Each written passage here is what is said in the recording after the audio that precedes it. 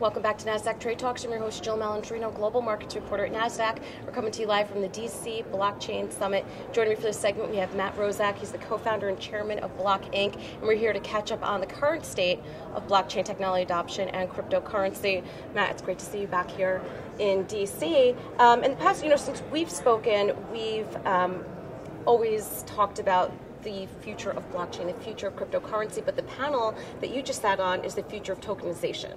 So tell us a little bit more about that.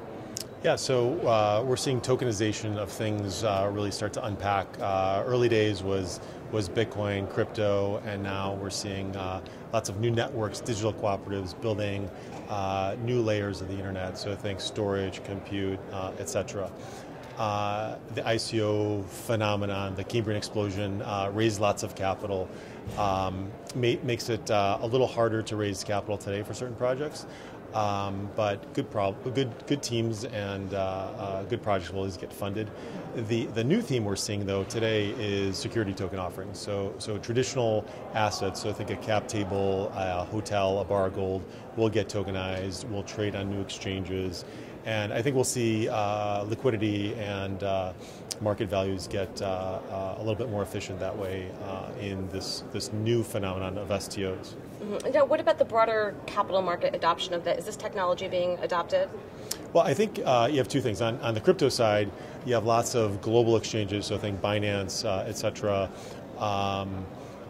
trading cryptocurrencies. I think on the STO side, you have platforms like T0 or Open Finance Network where, look, today the institutional adoption of that, it's crickets. You have proper companies doing STOs, but the institutional investors around these platforms are still trying to figure it out. I think over the medium long term, it's going to be as if it's Nasdaq or the New York Stock Exchange. I think between now and then, it's going to take some adoption and some education to plug into these new platforms. All right, let's talk about Block specifically because you have an enterprise group and a labs group. Tell us about those. So with enterprise, we partner with both Fortune 50 companies and Crypto 50 companies. So some of the largest public companies on the planet, as well as some of the more scaled native crypto companies, and we provide infrastructure to connect to tokenized networks. So think wallets, nodes, APIs, data analysis for tokenized networks. Not just generic blockchain, but connecting to public tokenized networks. So Bitcoin, Ethereum, EOS, Cardano, etc. So that's Block Enterprise. On Block Labs, that's where our team gets to exercise a lot of their energies to build new tokenized networks and applications. So there we built Metronome, which is a new novel cryptocurrency. We just announced at the Binance conference in January Titan, which is a new mining operating system. And we continue to evolve with new projects. There's another one that's being launched, going to mainnet, called Veriblock in 2 weeks. So excited about that as well. All right, well, let's talk about cryptocurrency adoption in general, or just the revolution of it. How do you think we look, 10 years now versus 10 years ago? Because one thing about capital markets, whether they're newer or older, it's all about Darwinism, and they kind of figure out, which ones naturally along the way are going to be here a little bit longer term than others. I love that, survival of the fittest, and pricing, market values, network effects, brand recognition, all plays into that.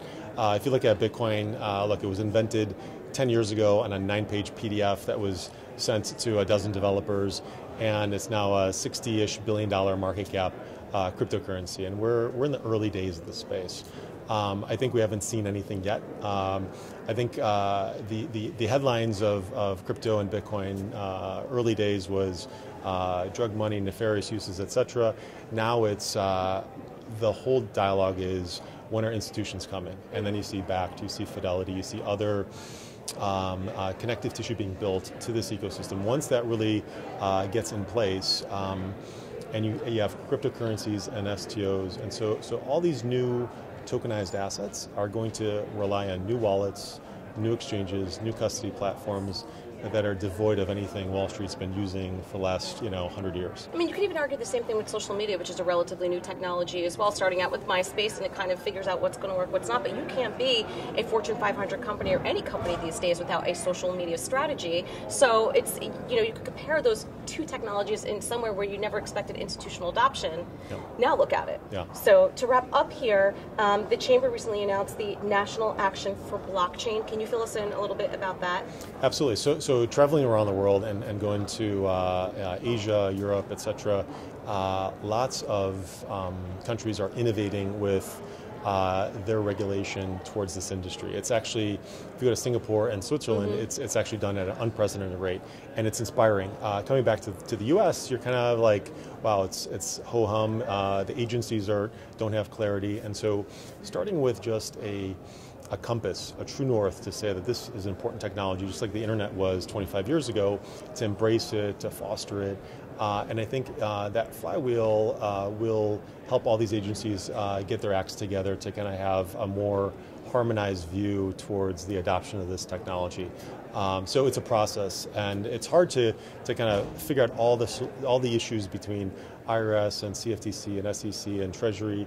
But if it's a national action plan, maybe out of the White House, then maybe everybody gets their game plans together. All right, Matt, thank you as always. Great to catch up with you. Thanks, Jill. And thank you for joining us from the DC Blockchain Summit. I'm Jill Malandrino, Global Markets Reporter at Nasdaq.